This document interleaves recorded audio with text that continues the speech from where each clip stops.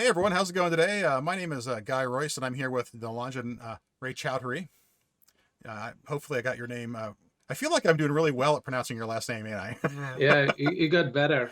You got better, Well, I know the definitely. DH is the syllable. It's not like Chowdhury. It's Dory, Yeah, right? yeah, And so not the first time I've run into that little sound before. So, but yeah, anyhow, I'm yeah. here tonight with Nilanjan, and we're just doing a little sort of a conversation for engineers sort of thing. Would that be a way to describe that? And Yeah, yeah. we thought we'd ask the question for engineers, developers, programmers, nerds, geeks, whatever you want to call yourselves. What matters more? Is it who you know or what you know? This is a thing that we've heard over the years um, in our careers. There's that saying: it's not who you know, it's not what you know, it's who you know. But in engineers, that rings as false because clearly knowing things is important. And so, which is it? And so we thought we'd have a little conversation about that. So Mhm. um, I'm talking a lot. Nalanjan, you want to say something? No, definitely. That's a very interesting topic, I believe, because whenever we have that kind of conversation, the one word that pops out all the time is networking. Uh, as So you're developers, we talking should be Ethernet or we should know how that Ethernet networking works, obviously, but I'm talking about more about who do you know, yeah. and I personally feel like that's very important. I guess both are important, but I always dreaded networking. I mean, I've been with being my background coming back from India and having heavy accent, it was always hard for me to get started, even though I understood the benefits of networking. But whereas I look at you, I I feel like you do a really good job at this. So I guess maybe we should kind of start from the beginning and maybe say a few lines about why we think networking is important. Well, it's I read a really good book on this topic actually. It was called Mhm. oh, and now the name of the book escapes me, doesn't it? Um, I should have prepared. We can put it at the end of the show it's notes or yeah, something, it's right? called The Yeah, yeah. Formula. And it's got Okay. actually it had a yellow cover, just like the background that we're looking at right now. Awesome. And it was he sort of came up with a mathematical representation of how networking works, and it had to Mhm. do with whether some things in it. He contrasted the author, whose name escapes me, contrasted art versus baseball. Interesting. And the reason he contrasted these is because a lot of art, especially abstract art, tends to be more about who you know, Mm, and something like baseball has very measurable performance metrics where you can say you are a interesting. successful baseball player because you can throw a pitch this fast. Yeah, And yeah. it turned out his sort of his the essence of it was is that now that if everyone else judges your performance as whether it's successful or not, that's networking.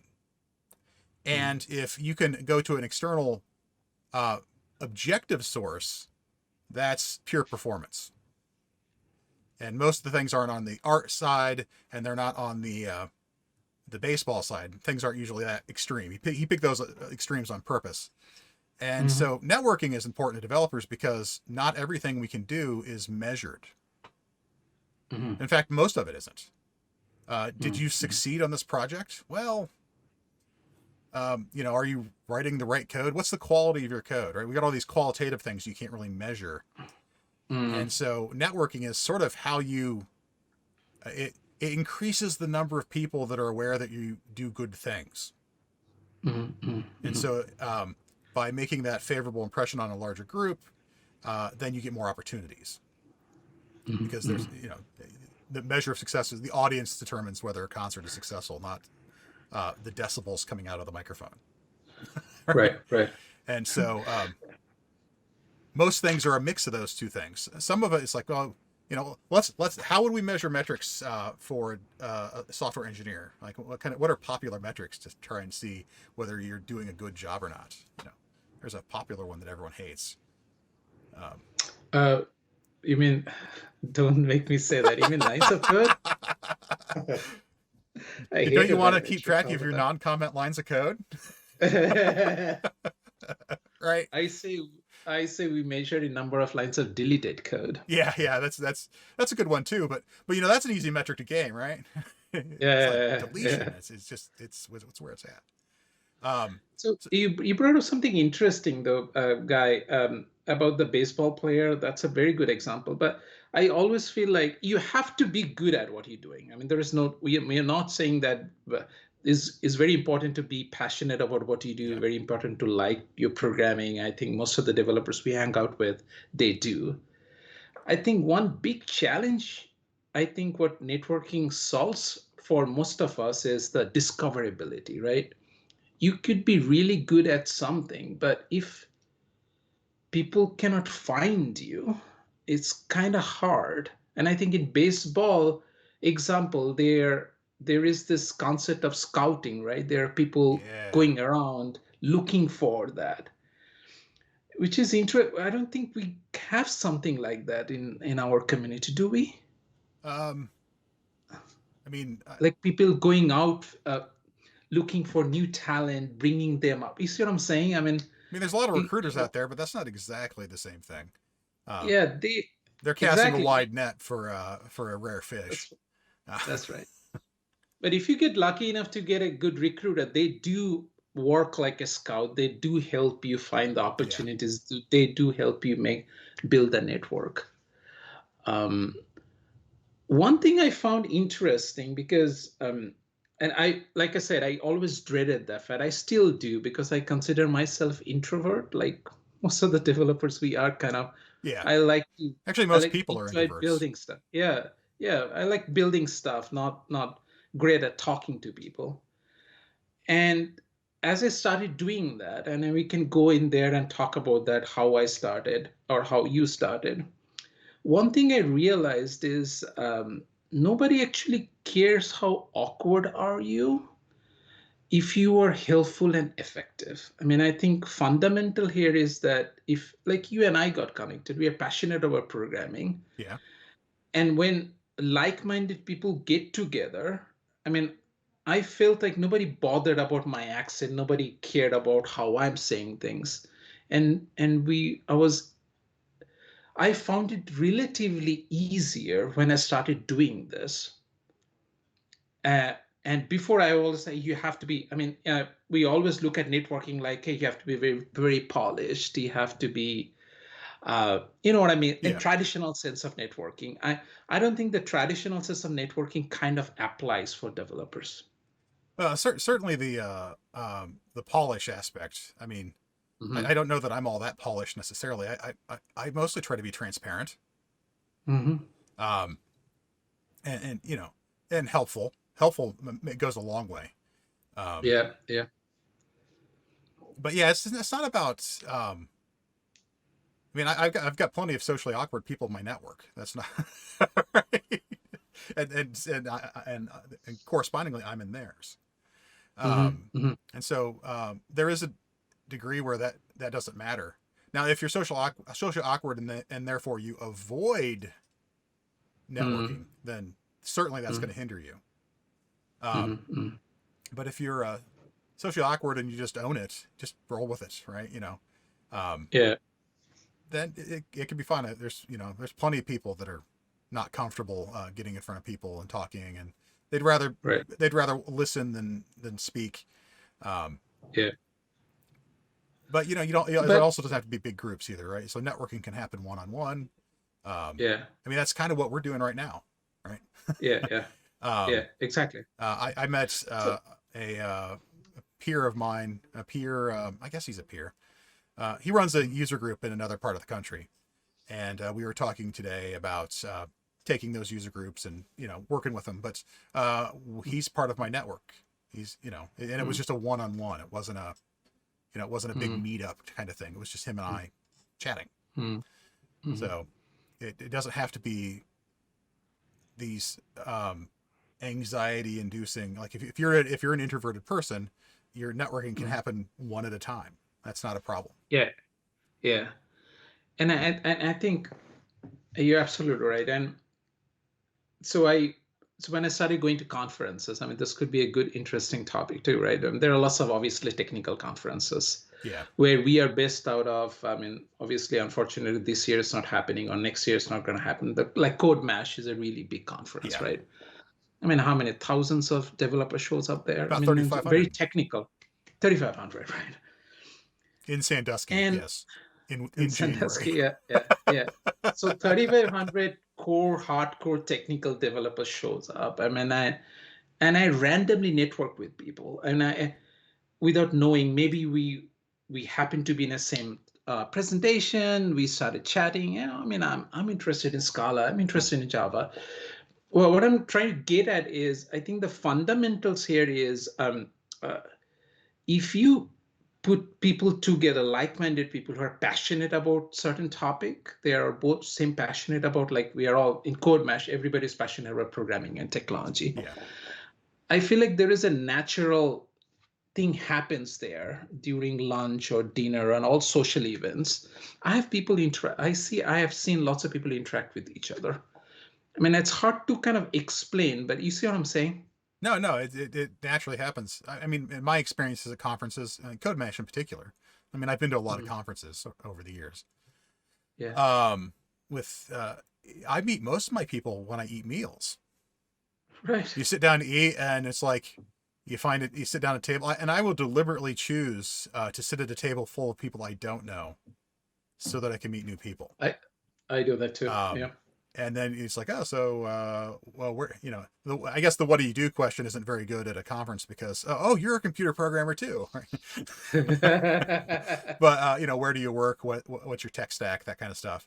Or you can go down a level, right? Um, and and you meet some interesting people. I remember at one conference I was talking with someone, and he was going on about this idea of every business has an Armageddon day, which is the day when they hit peak load. So, like, if you're a pizza place, Armageddon Day is Super Bowl Sunday. If you're, if you sell greeting cards, maybe it's Valentine's Day, right? Um, Black Friday is the one for retail, that kind of stuff. And Yeah. just by networking, I got that perspective on a thing. That's another benefit of it, actually, is the Mm, by meeting these other people, you get out of your bubble. mm, Like, mm, if you just work at, say you work at a, uh, a large insurance company somewhere or a large mm, bank, and you're a mm. Java developer, and Yeah. your sole technical interaction is with other Java developers at work. Mm, Though then you're not going to see other ways you can use Java in other industries, for one, because you're going to be stuck in the mm, financial sector. But you're mm, also not going to talk to people that are non-Java developers mm. and get other perspectives on building software. So there's That's a networking very has good not point. only there's Mm, the sort of the canonical benefits of networking, right? You got the hey, if I know a lot of people, then I get more opportunities, which totally happens. But there's mm, the knowledge sharing that by having a diverse network of different people, that you get different perspectives on how technology impacts can be implemented. mm, A mutual friend of ours, I think, called one aspect of that was the Perlis programming language, named after mhm, a computer scientist whose name I don't know other than it was Perlis. But it was learning programming languages that get you out of your comfort zone. You wouldn't even mhm, know that they existed necessarily unless you had mm, interacted in some network capacity with other people, even if it's just online. Um, mm.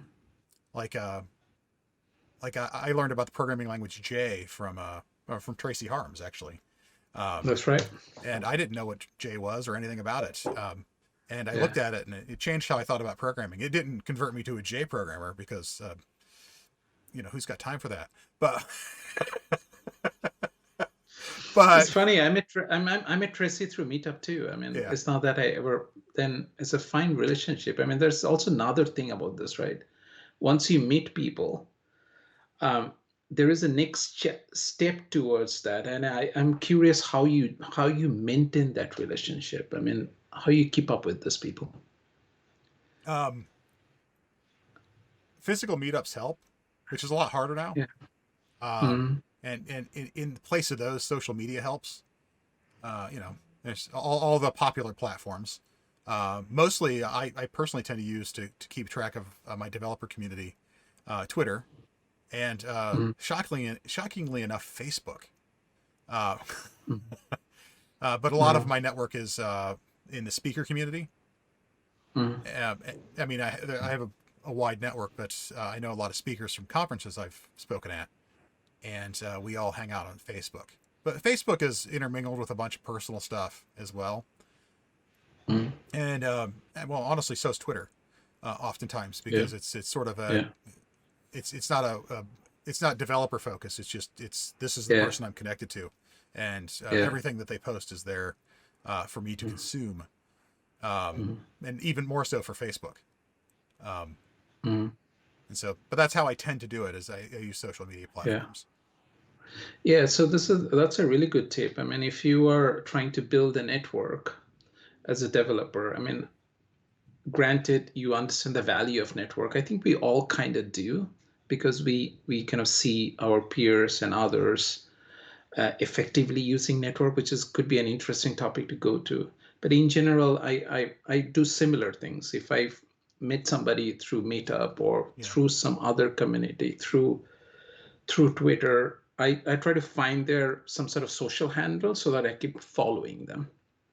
And follow is an interesting aspect too, because just following them is not enough to build relationship, because we are talking beyond network here. We're not just saying go make a presentation in a meetup and go back to your day-to-day life and not keep in touch with them. That's yeah, not how you build network. You have to continuously nurture them, and like we said, add value, right? If you help each other, that's how can I build. yeah, That's how we met essentially, right? I know yeah. we happen to be working in the same company, but we never run in the project. I thought we met through meetups or social friends, and now we are trying to figure out, right? We're doing this together, is follow them. And sometimes I found this very useful. Let's say if you're passionate about, again, we all have to be really passionate about, I'm assuming you're passionate about technology here. Sometimes tag them. Like I know Guy is very interested in JavaScript. Whenever I find an interesting article, I try to say, hey, Guy, check this out. What do you think about it? Sometimes things like that go a long way. Well, and those will mature into other types of opportunities. Mm-hmm. I have another person in my network. I tend to say friend very generously, so I'm going to call him a Mm-hmm. friend. And I don't mean to Mm-hmm. say that he's not my friend. I don't, it's not like we went to high school together or anything. Uh, Mm-hmm. but he does a lot of freelance JavaScript work, and so when I get an Mm-hmm. opportunity that comes along, I'm like, hey, someone's asking me about this JavaScript thing. They're looking for someone to do a thing, and I pass it his way. Mm-hmm. And part of the networking that happens at that level is your giving. Mm-hmm. Like I don't focus on taking in my network. I just focus on giving, Mm-hmm. and I know that Very good point. eventually, if I need Mm-hmm. something, I mean, if I need something, I Mm-hmm. can ask usually, and Mm-hmm. someone who's I've done a favor for in the past that I probably don't even remember doing a favor for, Mm-hmm. um, is usually happy to help if you have a need. So, Mm-hmm. um, but there's a aspect of giving more than taking. I'm not really building the network for my sake. I'm building the network Mm-hmm. for everyone else's sake, and then I get Mm-hmm. taken care of as a side effect. And Mm-hmm. I mean, and that's what happens. Like on my Twitter account, I've got a couple thousand followers, and Mm-hmm. they follow me because I've given. Right, I go to talks and I go to You, conferences and I give these talks, and they're like, okay, he gave me something useful. I'm going to give him a follow, see what else he says. Um, mm-hmm. it's it's, yeah, don't be a taker, right? Yeah, I mean that goes back to, I mean that's a really good point. That goes back to value. I mean you have to add value. Yeah, It's just not do networking for sake of networking. It's not because hey I can ping this guy later. yeah, You have to add value. There's no doubt about it. And sometimes I do that. I mean, even if that's a classic example. Anytime somebody reaches me on Twitter, LinkedIn, except recruiters, I don't respond to their yeah, emails. I directly try to help or I make introductions or make connections. yeah, Uh, and when the time comes when I need some help, I mean, they always, I mean, those things works out, and they come back and say, hey, they remember, people remember stuff like that, Yeah. which is important. Um, so what else can we share? I mean, I know you do lots of conference speaking. That always comes up, right? Yeah. Hey, if you want to build network, you should go and speak in meetups. But speaking is hard, Guy. I mean, how can someone start speaking? I mean, how did you start it? I was pushed into it unwillingly, which may come as a bit of a surprise. I worked at Nationwide Insurance at the time, and my boss, we were putting on like an internal conference. Mm, Um, and my boss said, "You should speak." And I'm like, okay. And so, and I was terrified. And then 2 minutes into it, I wasn't terrified anymore. I was exhilarated. And mm, then I got sucked into, I mean, being the center of attention is kind of fun for me. I like it way more than I feel like I should. And, and so that got me hooked. And then I started thinking of talk ideas, and I'd go to meetups. Here in I'm in Columbus, Ohio, so like you are, go to meetups that are here in town, put together some talks, start giving them, and then there were some smaller conferences that were regional, and I applied to those and got into some of those, and mm, then it started expanding out as I started going to other conferences and building mm, up my suite of talks, and so it sort of I gave a talk and I was to be immodest to say I was good at it, right? Um, and you were really good at it. and Mm, then that success begets more success, right? And so mm, that's how my path went. But my start was yeah, just a little conference at work. yeah, Maybe 20 yeah, people in the room. yeah. I think the talk was called "So You Think You Know JavaScript" or something like that. And I did like JavaScript as a quiz No, show. I don't know Yeah, JavaScript. but this was a while ago, so JavaScript's come a So long it, way it since was then. like a lunch and learn. It was like a lunch and learn then. No, So, it was like a full 1 day conference done run internally at oh Nationwide, wow, and that was well, Nationwide is a big company. yeah, Yeah. and Mm, so I gave a talk called "So You Think You Know JavaScript," and I explored some of the mm, interesting corners of JavaScript, and I did it in a quiz show format, and then I threw candy bars mm. out into the audience where people got the questions right. Like a pro. I mean, And that trick always works. yeah, I remember one time I gave the same talk at a .NET meetup here in Columbus, and I had left the candy bars in the back of my trunk, and they were all melted, and I gave them out anyhow. And I just got to Yeah. make jokes about You.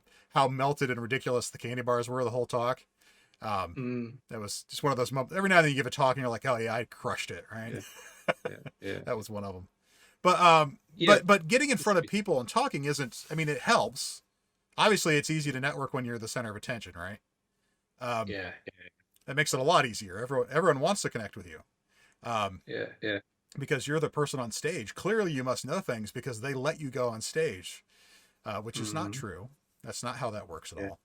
Um, yeah, but you don't yeah, have to do that in order to get the value out of events. yeah. The like everyone says at conferences, the number one, everyone's favorite track, the best track is the hallway track. Well, that's because that's where you meet everyone, Mm, right? totally, Um, totally. I go to conferences and um, now I'll do Code Mash, which is 2 days of workshops and 2 days of talks. And the Mm, 2 talk days, I'll usually attend maybe 3 talks, and one of mm, those is the one I'm giving. Right? mm. And most of the time, I'm walking through the halls and I'm just interacting with people between places. Um, Yeah. So how do you start a conversation? I mean, it's I know it's easier to say than getting done, right? I mean, like I have seen, or I used to go to conferences initially. I will do the presentations, or I will hang around a hallway, open my computer, and work. yeah, Just feeling shy, not approaching others. I mean, it's kind of tricky, right? It's kind of it need a practice. It needs some practice. That yeah. thing. I mean, there's certainly a skill to it, and I think there's a degree of aptitude Yeah, as well. I'm very fortunate that I yeah, have the aptitude at that kind of stuff. Yeah. Yeah. I'll often, personally, if I just want to strike up a conversation with someone, Mm. I'll strike up a conversation with anyone that's nearby. Mm. I'll usually look for jokes as openings. Like Mm. if something ridiculous happens, then I'll make a joke about it, and then that'll lead to a Mm. conversation. Uh, Mm. Mm. Other times, we mentioned this earlier. I network with a lot of people while eating meals. You sit Mm. down and you go talk. You sit with someone you don't know, and then Mm. you just say, "So, where are you from, and for whom do you work?" Right? Mm. Mm. And that can usually get a conversation going. I mean, it's sort of an old trick. Is you Mm. know, So what do you do? Mm. Most people are happy to talk about work. It's a safe topic. Yes, And I very realize safe. that's actually, Mm. I think, a bit of an American thing. I've heard in other Mm. cultures, asking someone what they do for a living is kind of rude.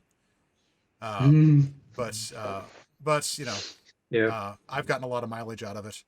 I've asked that Mm. question in Europe before, and no one's ever looked at me funny. So um, Mm. either I'm clueless or it's not a problem there either. One or the Mm. other. Mm. So Mm. Actually, it definitely is a cultural thing because I've done conferences in Europe. It depends. By environment, the the things changes. The environment changes. The dynamics changes a little bit. How you approach people. yeah, I don't know how your experiences of speaking in European conferences. Sometimes American jokes doesn't work very well. yeah, I've made that mistake Uh, a couple times. yeah. Yeah, I mean, yeah, there's some, yes, it's kind of interesting topic, but yes, I mean, go start. I mean, what I've started, I mean, if you were speaking in conference, definitely help. Like Guy said, right? I mean, you were just up on the stage, you got everybody's attention. It's easier Yeah, that way. Others, what I've done, I usually try to go to unconference sections of the conferences where anybody can jump in and start talking about stuff. That usually is a good prime area to build, yeah, start that's a good networking. idea. Uh, Yeah, Lunch is obviously a great idea, and sometimes it worked very well for me in the past. Is directly approach the speaker. Like, let's say Guy did the presentation. I mean, it happens all the time, right? End of the presentation, a group of people are going to come to you yeah, with some additional questions. That if anybody does that to me, I always have done that in the past. I say, okay, let's step out, let's get a coffee, let's have conversation. So sometimes speakers, because I mean, this developer community is a very small community. It's a young industry. I yeah, think we are all in here for helping each other. I've rarely have found speakers or professionals who are not very helpful. Most of them are really helpful. So if you approach them, most of the time it's going to work. They yeah. will take you out for a coffee or have a conversation with you. So it's always helpful. Well, and the reality is, I mean, when I've been in that situation and someone comes up to me afterwards, I'm like, Mm. "Hey, this is kind of cool, right?" Mm. If no one comes up after my talk, it probably means it sucked. Yeah, yeah. Right? That's definitely a metrics Right. for sure. Well, A number particularly of questions, yeah. particularly in the U.S., Mm. I found that I'll get positive feedback only, and the only thing I can Mm. do, and it's not because I'm amazing, it's Mm. because no one wants to say anything. Everyone's listening to that thing their mom told them. If you can't say anything nice, don't say anything at all. Yeah, And so if they didn't like your talk, they just won't tell you anything. yeah, And so if you don't get any feedback, that's a terrible sign. If you get yeah, positive feedback, then it's how much positive feedback did you get as a ratio to how big the audience was. Um, yeah, Now I found that that's not true in Eastern Europe. Uh, yeah, if people in Eastern Europe think your talk was hot garbage, they'll tell you. They yeah, might not tell it to your face, but they'll certainly yeah, put it on a feedback form. Um, yeah. but generally, I mean, if someone comes up yeah, afterwards, that means my talk was successful, and so yeah, I appreciate it, and I'm happy yeah. to But sit down yeah, and yeah, share a meal with someone. No big deal. yeah, yeah. But I don't want to give everyone an impression there is that it's we are like a rock. I'm not definitely. So there are lots of scenarios where I failed. I Oh mean, yeah, it happens, and I think the key is you cannot give up. I've been to conferences where only 3 people showed up for my presentation, and the next room was full of people. yeah, So this is sometimes hard, but you cannot give up because I think the other side. Let's talk about a little bit on the other side. The value once you kind of build a network, I think there is a tremendous value and opportunities that you miss out, right? I mean, that's just hard to explain the value. For an example, I mean, I don't remember when the last time I updated my resume for a job. Uh, I completely got through networking, and the type of opportunities I've got, fortunately, lucky me, is unimaginable. You will never get that kind of opportunity from job boards. It just doesn't work that way. I got my I mean, first position as a developer advocate purely on the strength of my network. Like they that's came to right. me. Yeah, yeah. And that's what I feel like is why we should be doing, just not because you want to get 5,000 or 10,000 Twitter follower, not because you want to have a huge following in Facebook. You should do it because you want to work on exciting, cool stuff, Yeah. right? I look at your job, Guy, and I think it's a super exciting job. You roaming around the world pre-COVID. Now I know you're not Yeah. now Now it's virtually around speaking the in world. Yeah. conference, yeah, virtually around the world, helping people learn new technology. I mean, that's just cool stuff. And that's kind of job you don't get it if you go to dice.com. There will be no opening for jobs like this, right? Yeah. They always get hired through a network with people who know each other. So that's the aspect that most of the people miss out. And I used to, when you don't have network. But it's the thing Um, that, yeah, the opportunities come through it. And the yeah, bigger it yeah, is, the more opportunities you have. yeah, And, yeah. and there's a snowball effect that happens, right? It's a Pareto Hmm. distribution. Whereas, Hmm. um, you know, success, well, I said it earlier, success begets success, right? Hmm. The fact that I'm successful means I get more success, I get more opportunities to be successful later. And as long and Hmm. that pattern, like you see it on YouTube, right? You got these Hmm. people that half the reason you get a recommendation to follow them is because of the number of the followers they have. Yeah, They sort of, yeah, it's like a magnet. It's like a black hole in a way. It's like, the matter of the universe is coming around, yeah. and then it starts to Right, right. coalesce. Yeah, And yeah, so networking can work like that, where once you've got the network, yeah, that brings opportunities, which can expand your network, which brings more opportunities, which yeah, can expand your network, which brings more opportunities. yeah, yeah. Um, and it all And starts by helping other opportunities people. also. Yeah, yeah. Sorry to jump in there. That's I okay. mean, because it's an exciting topic. Opportunities. I remember you saying it right very well. When we say opportunities, we are not necessarily mean getting another job. Yeah. Okay. I'm assuming. I mean, we're doing good. It's not about getting job because there are lots of ways to get job. Um, it's about like you said, getting opportunity to speak in conferences or getting that developer evangelist, or in my case, in couple of projects, is working with some of the smartest people I can work with. Yeah. And that's important, right? I mean, if you want to work with Guy, You you don't will want to work not with get Guy. that opportunity in dice.com. It will only come through networking. Either Guy knows you or someone knows Guy can do the introduction. I think that's important. Yeah, yeah, that's a good point. Is the way you define opportunity, because it's not about opportunity does not equate more Yeah, money. I mean, that might be what yeah, you care about, in which case, then great, yeah, that's your opportunity, right? Pursue that. yeah. That's Hmm. fine. I Hmm. mean, I like money. Nothing wrong with liking money, right? Hmm. um, but it could be the opportunity to speak at the events you want to speak at, or to work with the people you want to work with, or work with the technology you want to work with, or Hmm. maybe that the opportunity to work the number of hours you want to work, right? It's like, okay, well, Yeah. I've you can take that money and turn it into time, and say, no, no, Hmm. I only work part time because I can bill that Hmm. much. Yeah, Hmm. Hmm. said almost no one ever, right? Hmm. Hmm. But and so there's lots of ways. So It's not just yeah, opportunity equals career opportunity. yeah, It's personal and professional opportunity, both. yeah, yeah.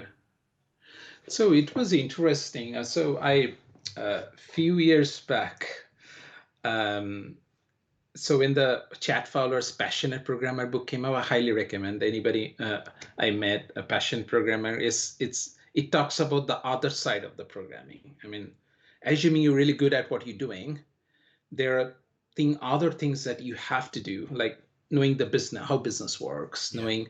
knowing like you cannot put all the eggs in one basket. You have to innovate, right? Yesterday it was a Java, today could be something else, tomorrow could be something else, right? Always staying relevant.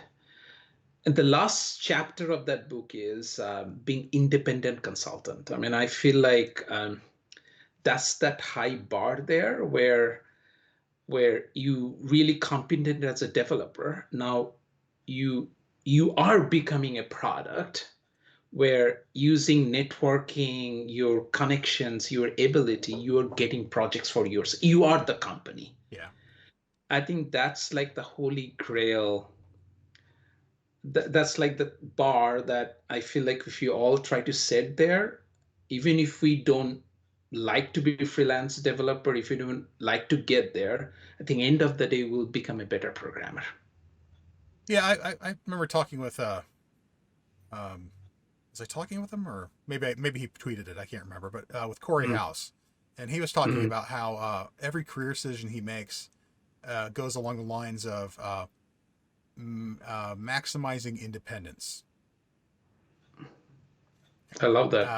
So that's the thing that is opportunity for him is being Mm, his own boss, not being beholden to anyone.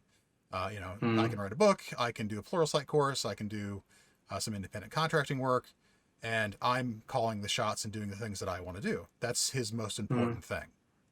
Uh, mm, and his network has given him opportunities to do that. Um, mm, I I used to think I wanted to be a freelance developer, but I've realized that I don't. mm, I don't actually want to do that at all. Um, mm, the opportunities that I want to seize are, uh, I want to do, I want to reach out to bigger and bigger groups. mm, Right. So I like public speaking. I like public speaking a lot, and so mm, I'm trying to increase the, I want to keynote a conference. I want to uh, be invited to conferences as opposed to submitting to conferences. I want to do bigger conferences, right? And mm, so those are the opportunities I'm actually looking for. Um, I'm not trying to get rich. Um, I'm trying to get attention, I guess, is what I'm trying to do. And in some ways, that seems really kind of small, but that's the thing mm, that I like teaching, and so I want to have people to teach, and so that's the mm, thing those are the opportunities that I look for. mm, Um, mm. what's your definition of opportunity? What's the thing that you try and I think Yeah, I'm I gonna mean, guess actually. I'm gonna try and guess first. You want opportunities to build cool things. I think that's yes, what you want, yes, isn't it? I want, I want an opportunity. I feel like I want to build my network so that whatever, like whenever I build some cool stuff or so beyond money, I mean, I guess what I'm going for is that tomorrow, if I decided to become independent, let's say, Yeah. I'm independent now. I'm kind of unemployable right now. But tomorrow I decide like this is not working out. I need to work on something cool stuff. I want to get there where I go to my network and say I'm available. I want to work in, I don't know, quantum computing. I want to be there where they say, hey, Nilanjan, we are working on this project. Why don't you come join us? That's how I define opportunity. Whatever I want to do, I have that ability to seize that opportunity. Yeah. It'd be Yeah. interesting. So if you're watching this YouTube video later, I'm assuming we're uploading this to YouTube amongst other platforms. Um, Mm. uh, put a comment below and tell us how you define opportunity. Mm. That'd be kind of cool. I'd like to see how other people define it. And if it's just money, that's cool. You can say that. Yeah. Uh, you know, Yeah. there's a lot to be learned by just looking at the ratios of what people post, what you all post in the comments. Um, it's like, do half the people care about money? I personally, I care about money to the extent that I'm able to live a pleasant middle class existence. Uh, you know, Yeah. I mean, I guess if I I won the mean, lottery, I would be pretty happy. But it's not really something. I don't play lottery tickets, so I'm not going to win. It's not that important to me. Um, I just want to be able to provide for my family and be comfortable. And Yeah. but yeah, tell us what you all think your definition of opportunity is. What are the opportunities that you actually want to seek? It's actually a good exercise because it helps you focus your career. Yeah. You can say, okay, these are the Yeah. types. This is what I actually care about. So, not what everyone says you should care about, but what you actually care about. Yeah. And with that, armed with that knowledge, you can then make the appropriate type of career decisions and look for the right types of opportunities and build the right kind of network, actually. That's a good way to end this episode, I feel like. Well, thanks. I just made it Yeah. up off the top of my head, so I think we're doing That good. sounds really good. So, Yeah. well, yeah. Do you want to close it out, Uh, or do you want me to yeah. go into radio announcer mode and close out the Close conversation? out. I mean, all I can say is that this is our first attempt to. I've never done podcasts before. I know it's terrible, but this is a good example for what we talked about. Initially going to suck, but over the time, I'm hoping this is going to get better and better. Yeah, it'll get better. I But mean, we are not giving up. no, well, it's a humble beginning, but that's everything starts with humble beginnings. So. Perfect. So, well, everyone, thanks a lot for hanging out with Nilanjan and I and watching the video. Obligatory request to hit like and subscribe and ring the bell and all that stuff because that's apparently what you say at the end of YouTube videos. And thanks a lot for hanging out with us. Y'all have a good rest of your day. Yeah. Happy holidays. This is we recording before Christmas. So Yeah, we're I wish you recording the guys all Monday happy. before Christmas. So Yeah. y'all have a happy holiday, or I hope you had a happy holiday. Either way. Yeah. So Yeah. All right. See you guys. Bye. bye.